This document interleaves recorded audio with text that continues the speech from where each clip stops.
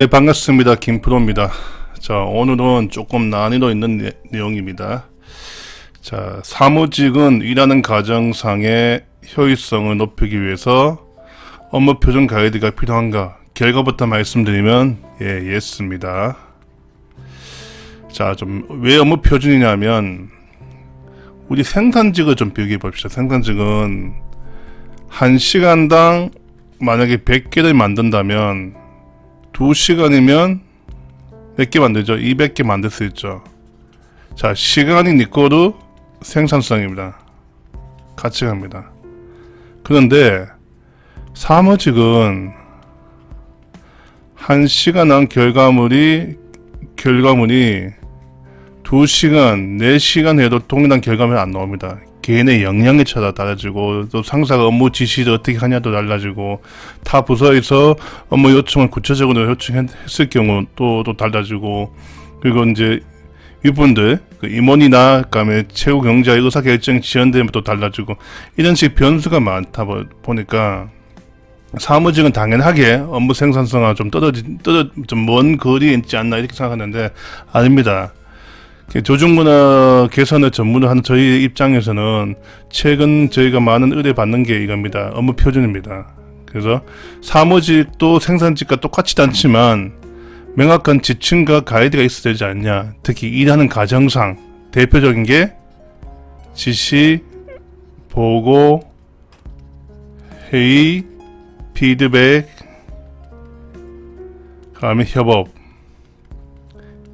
이 5가지는 기본적으로 직군, 직무 관계없이 매일 반복됩니다.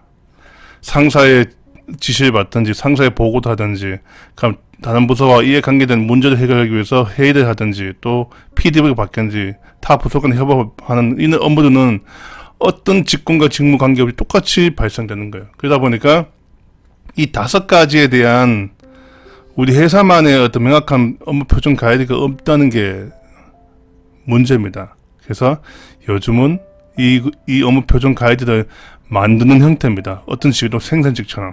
그래서 상하 간 일반적 소통이 아니고 업무 소통상 발생되는 로스를 최소화하는 게 이 업무 표준 가이드의 효과라고 좀 판단됩니다. 가이드가 필요한지 예시를 통해서 좀 설명드리겠습니다. 이 자료는 기본적으로 저희가 만든 게 아니고 대한상공회의소에서 한국형 기업문화 진단 보고서 좀 가져왔습니다. 예시가 딱 맞는 것 같아서. 자, 오늘 김대리 일상에 대해서 좀 봅시다. 아침에 출근했는데 어제 야근으로 머리가 멍하다.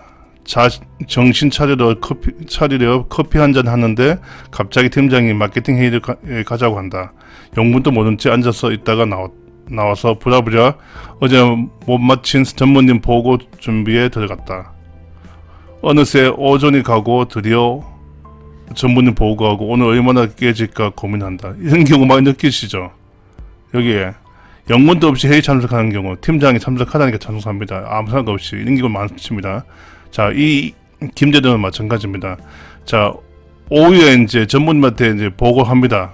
보고하면 잘 될 거라고 판단하고 있겠죠. 그렇지만 이 친구는 과거에 이 전무님한테 어느 정도 질책받았겠죠. 자, 아니나 다르게 이게 아니잖아 라고 하는 불효령과 함께 이번에도 보고서 작성 방향이 통째로 바뀌는 경우도 있죠. 많이 경험도 하시죠. 근데 임원이 보통 팀장한테 업무 지시를 할 때 보면 아주 30분 충분히 이야기는 합니다. 그런데 팀장이 팀원한테 업무 지시할 때는 그 전무님한테 업무 지시 내용만큼 하지 않고 단 2분, 1분 이내 지시합니다. 김대리 이거 내일까지 가져와 이런 컨셉이죠. 자, 그래서 이 친구는 팀원들과 잠시 보고 후 후속 대책을 위한 회의를 합니다. 그리고 다른 일을 처리하고 나니 어느새 퇴근 시간. 저녁 식사 후에는 다시 보고서 작성을 다시 합니다. 이번 보고는 몇 주 또 야근해야 될지 막막합니다. 이런 내용입니다. 사실 사무직은 생산직처럼 시간당 생산성이 나오지 않거든요. 그러다 보니 대부분 다 레포트도 보고서 하다 보니까 상사가 밑에 직원하고 업무 소통을 활성화시켜야 됩니다. 업무 소통을 하면서 주거니 받거니 하면서 방향 앞으로 이미지에 대한 명확한 컨센서스를 이루고 해야 되는데 그렇지 못한다는 거죠. 왜? 조금 군대식 문화, 위계적 문화, 눈치 문화, 경직된 소통 문화가 조직에 갈려 있다 보니까.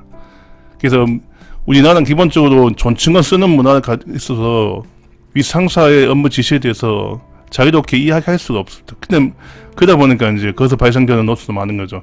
이해가 못하면 팀장이 팀원한테 업무 지시했으면 팀원이 이해 못하면 2번, 3번 확인하고 이런 작업을 하는데 그 작업을 안 하고 예 알겠습니다. 그 예 알겠습니다만은 기본적으로 모르겠지만 네 알겠습니다. 이렇게 생각합니다. 그런 문제 때문에 이제 이런 현상이 발생된 거죠.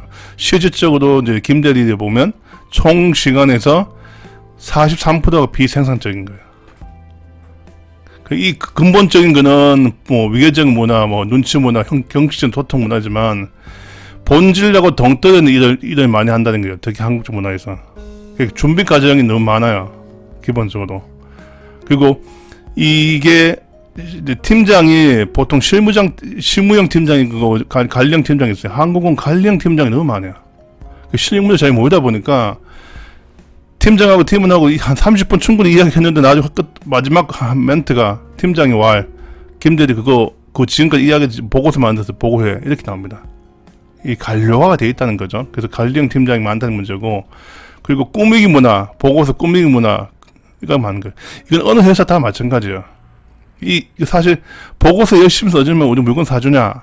고객은 안 사줍니다. 그러다 보니까 이제 이런 비효율적 문화는 조금 없애지 못해도 조금 지양해야 되지 않나 생각됩니다. 그래서 형식주의도 결별하고 본질과 핵심에 집중해야 됩니다. 특히 요즘같이 MZ세대는 자기 회사의 가치보다 개인의 가치 더 중요시 합니다. 자기 시간 확보하기 더 중요시 합니다. 그러다 보니까 내 일을 이제 핵심적인 임무에 집중하고 정시에 퇴근할 수 있는 그런 문화를 만들고 싶어 합니다.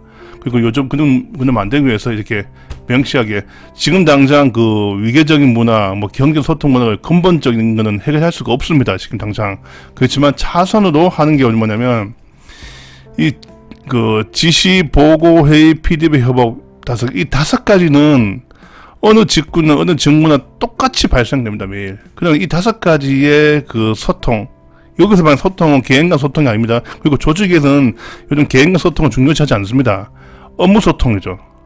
철저하게 업무 소통에 대한 명확한 지침을 만들어줘요. 뭐 이런 거죠. 예를 들면 똑같은 A라는 이슈를 가지고 A 상무가 지시한 내용하고 B 팀장이 지시한 내용이 달라요. 그러면 현장에 있는 담당자는 상무형 보고서 따로 만들고 팀장 보고 따로 만들어요. 그러면 그 팀원 입장에서는 똑같은 보고 2장 만든 거예요. 가장 바람직한 방법은 A 상무하고 B 팀장이 만나서 그 이슈에 대해서는 협의하고 그 방향성을 합의된 거를 이제 팀원한테 지시하면 베스트죠. 근데 사실 그런 지침이 없다는 거야. 근데 생산직 같은 경우는 명쾌하게 품질이 예상할 수 있는 문제를 가지고 다 매뉴얼 만들어 있습니다. A 공정의 업무 매뉴얼이나 지침은 명확합니다. 그리고 어떤 문제가 발생되면 이렇게 조치하라고 조치 계획서 다 있습니다. 근데 사무직은 없다는 거예요. 그냥 주관적 판단 합니다. 그 주관적 판단 기준이 뭐냐면 결국은 윗분들, 임원이나 팀장의 판단, 그분들이 똑같냐?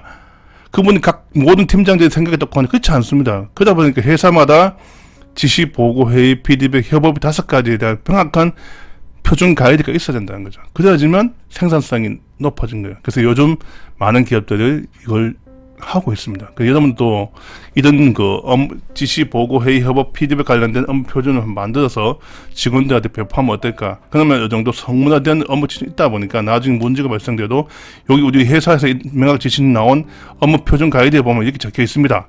A 상무와 B 팀장 의견 다를 경우는 2분이 합의해서 지시해 주십시오. 이렇게 성문화 있다 보니까 건의할 수 있다는 거죠. 그것도 없으면 그냥 알아서 주관적 판단에서 모든 이슈를 해결할 수밖에 없는 거죠.